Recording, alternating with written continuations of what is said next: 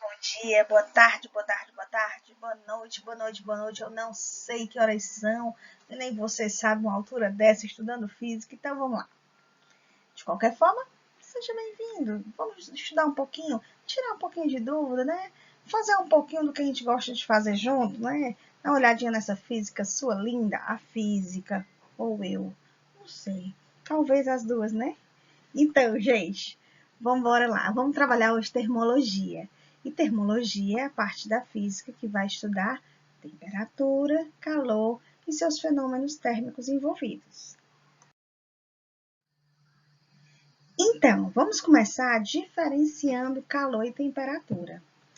Calor é uma energia, é uma forma de energia. Existem vários tipos de formas de energia. Calor é apenas uma delas, energia térmica. Sempre em movimento do corpo mais quente para o mais frio, isso de forma espontânea. E temperatura é uma medida do grau de agitação das partículas, das moléculas do corpo.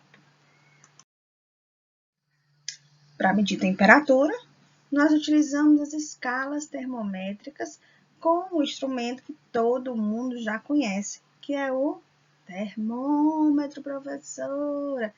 Exatamente, o termômetro. Então, as nossas escalas já conhecidas são Celsius, Kelvin e Fahrenheit. E aqui está a conversão delas, onde a gente vê que a temperatura Celsius sobre 5 é igual à temperatura Fahrenheit menos 32 sobre 9, TK, que é a Kelvin, menos 273 sobre 5. Atenção, a gente coloca essa expressão com as três temperaturas, mas é claro que como elas funcionam como equação, a gente só usa duas a duas. Celsius para Fahrenheit, Fahrenheit para Celsius. Celsius para Kelvin, Kelvin para Celsius. Fahrenheit para Kelvin, Kelvin para Fahrenheit. Isso quando eu quiser transformar temperatura. Mas quando eu falar de variação de temperatura, eu venho para essa daqui. A variação da temperatura é proporcional em Celsius a 5, em Fahrenheit a 9 e em Kelvin a 5.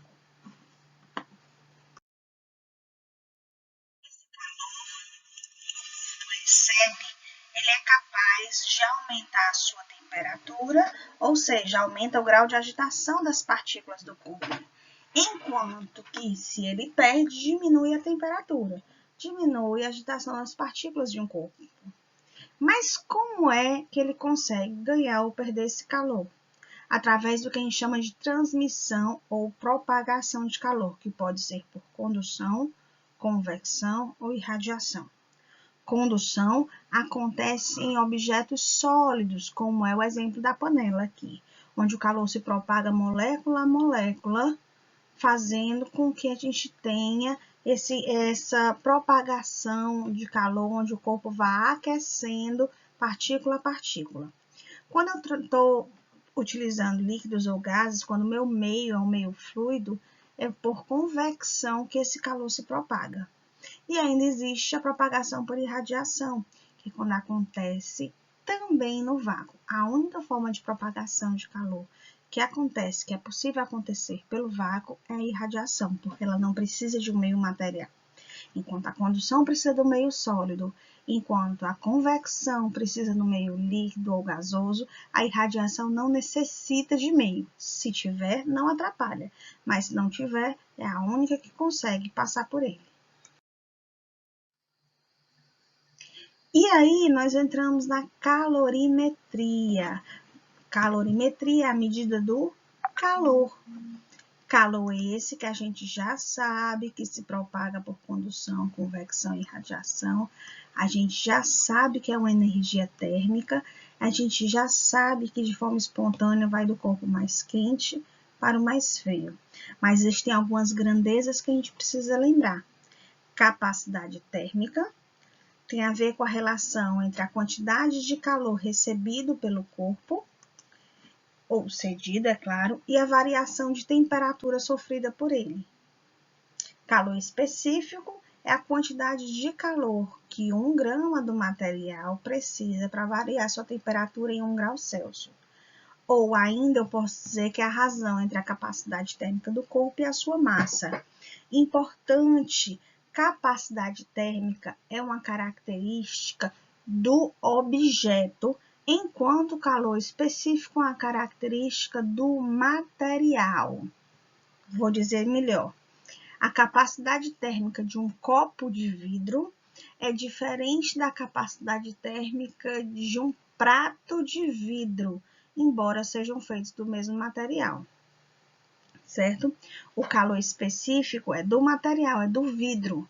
Então, o copo de vidro e o prato de vidro têm o mesmo calor específico, porque eles são feitos de vidro, exatamente. Mas eles têm capacidade térmica diferentes, porque eles estão em formato e massa diferentes, ok?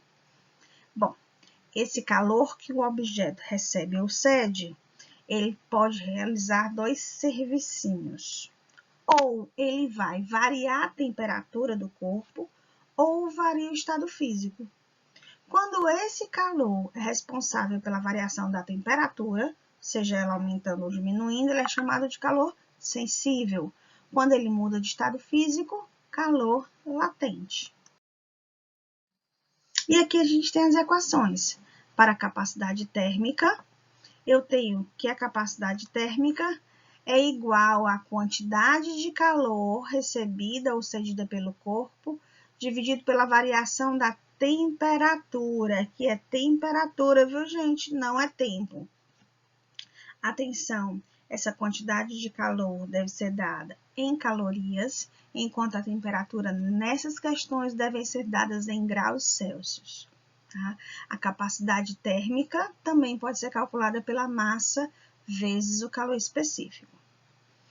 Calor específico, portanto, a capacidade térmica dividido pela massa. Calor sensível é aquela quantidade de calor que é capaz de variar a temperatura do corpo. Então, tá aqui a temperatura na sua fórmula. Então, depende da massa, do calor específico e da variação da temperatura. Ou seja, quanto maior ou menor a massa, eu vou precisar de uma quantidade de calor diferente. Maior ou menor a variação da temperatura, eu também preciso de uma quantidade diferente, certo? E calor latente tem a ver com a quantidade de calor que o corpo precisa receber ou ceder para mudar de estado físico. Quando muda de estado físico, não tem variação de temperatura. É por isso que nessa fórmula não tem ΔT. É só M de massa e L é o latente de mudança de fase que a questão vai lidar, certo?